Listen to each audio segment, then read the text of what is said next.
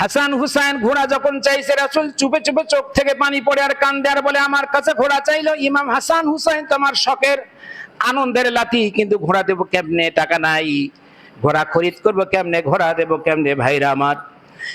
এরপরে ইমাম হাসান হুসাইন যখন ঘোড়া পায় না, রাসূল যখন নামাজে আল্লাহর কাছে চোখের পানি ছেড়ে ছেড়ে দরখাস্ত করে, ইমাম হাসান হুসাইন আমার কাছে ঘোড়া চাইছে আল্লাহ। সিজদায় যখন পড়ছে তখন ইমাম হাসান আর হুসাইন পেছন দিক থেকে বলছে, এবার সুযোগ, নানাকে মনে করে দেই কেমনে ঘোড়ায় চড়তে হয়, চলো এবার যাই, দুইজন চড়ে যাই। রাসূল সিজদায়, ইমাম হাসান হুসাইন ঘাড়ে চড়ে বসছে। এক ভাই বলছে তুই আগে চড়, ওই ভাই বলছে তুই আগে চড়। ইমাম হুসাইন ছোট হাসানের চাইতে 9 মাসের, লাফ দিয়ে উঠে রাসূলের বাবরি চুল ছিল, দুইটা কান ধরে ফেলে দিয়েছে, চুল পাড়ি দিয়া কান ধরে ফেলে দিয়েছে। নানাজি, ঘোড়া যখন দেন নাই তখন আজকে আপনারে ঘোড়া বানাই আমরা সওয়ার হইছি। রাসূল নামাজ ছাড়ে না। ভাইরা আমার,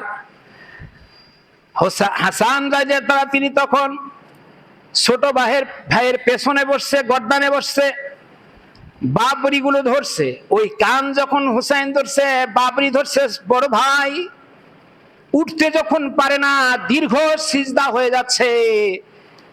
সিরাত ইবনে হিসামের মধ্যে লেখেন, তারিখের কিতাবের মধ্যে লেখেন, আল্লাহ রাসূল কথাও বলতে পারছে না, ইমাম হাসান হুসাইনকে ঘাট থেকে ফেলেও দিতে পারছে না।